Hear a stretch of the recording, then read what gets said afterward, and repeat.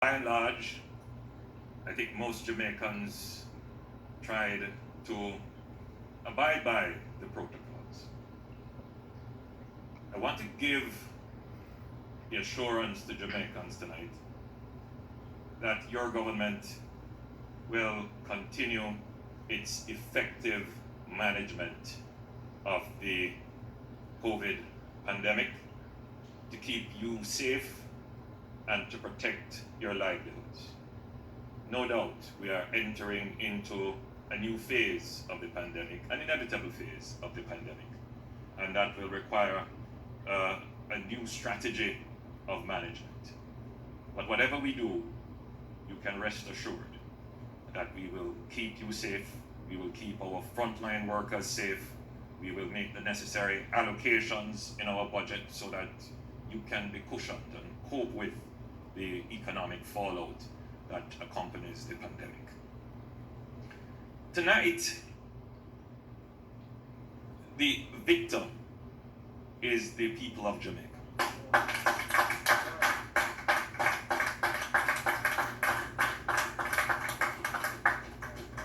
You came out in your hundreds of thousands and you participated in the solemn process of democracy.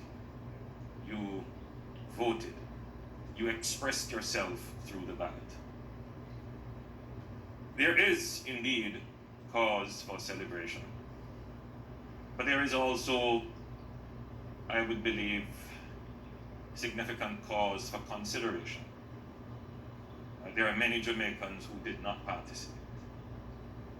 There are many Jamaicans who, for fear of the virus, decided not to come to the polls.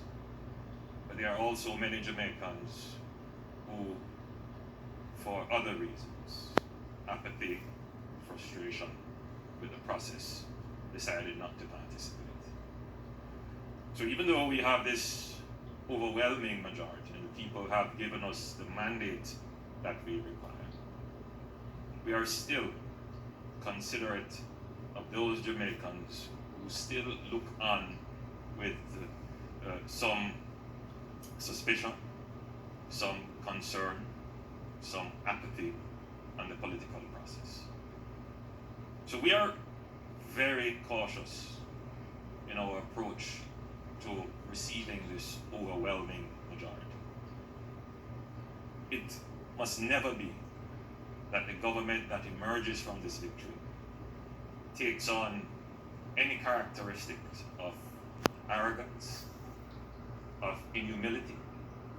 It must never be that the government that emerges from this victory takes the people for granted in any way. As I stand here tonight, I am obviously happy to have won, but I want to assure all of you that I do carry this burden with great consideration of the expectations of not just those who elected us, but those who are looking on us for future decision as to whether or not they will participate in the process.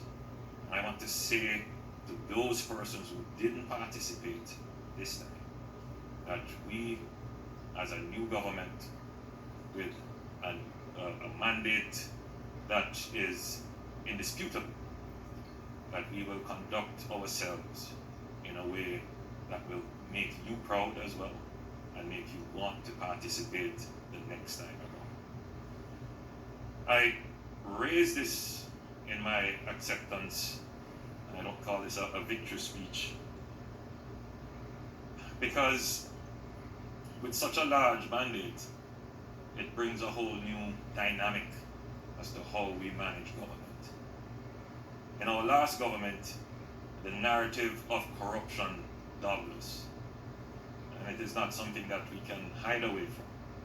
And I want to be clear, because there are many persons who will now be assuming state authority, who may not have the understanding as to how that authority should be used.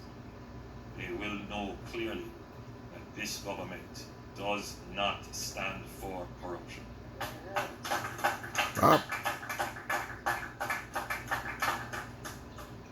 We have as a country, managed to come to consensus on fiscal matters, on monetary policy. There is an evolving consensus on crime and violence, national security. We have a consensus developing around growth policy. But there must now be a clear consensus, strong position on anti-corruption. The mandate is also a victory for conscientious and thoughtful policy. We saw manifestos being presented that were poles apart in terms of their content and structure. The manifesto that won is a manifesto that was realistic. The manifesto that was doable. And what it says to me is that the Jamaican politics, the Jamaican people are maturing in their outlook. They understand that populist policies can have a destructive impact on the national good. So, in that regard, Jamaica has won. We've had a very, by and large, a peaceful election, an election that can be emulated by other countries. And we must all cherish our democracy.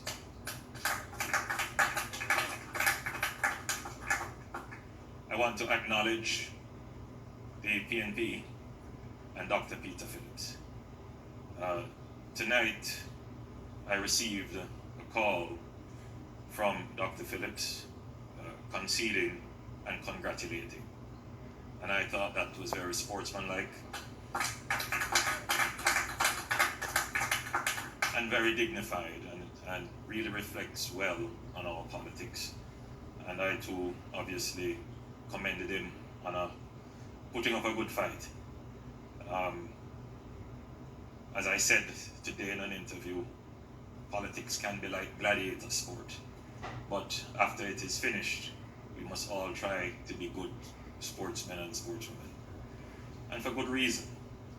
The task ahead of us is not just for the Jamaica Labour Party. The task ahead of us is for all of us, including the PNP. And so tonight I also appeal to PNP supporters. Do not feel dejected. Join us in celebrating Jamaica's victory.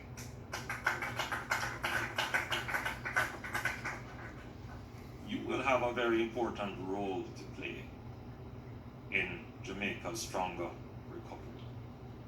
And I'm clear that there should not be any victimization, any retribution, any malice in how we move forward as a government.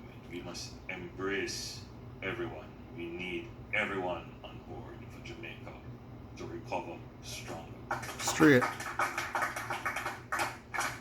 As I close, I want to thank my family, my wife Juliet, who is still in our constituency. I brought my younger son with me for him to get some insights into politics.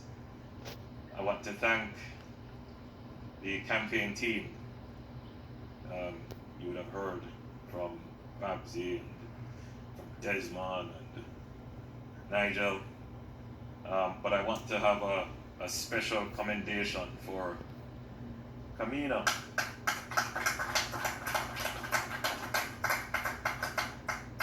I want to thank the officers of the party, chairman, deputy chairman, very hard-working general secretary and his deputy general secretaries, and all who worked and participated. I put a word of prayer out for our deputy campaign chairman, Rudyard Spencer, who is in hospital at this moment. And I want to welcome our newly elected candidates.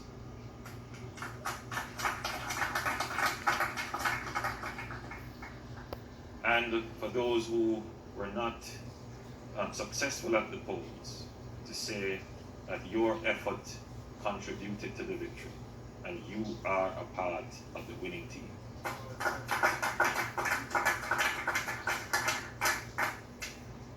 There were some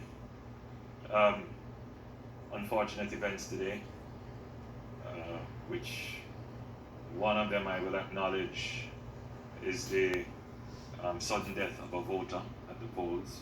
I extend my sympathies to her family. But as I close, I give the assurance that with this large margin, this solid mandate, that we will be responsible. We will be responsible with the power that you have given to us.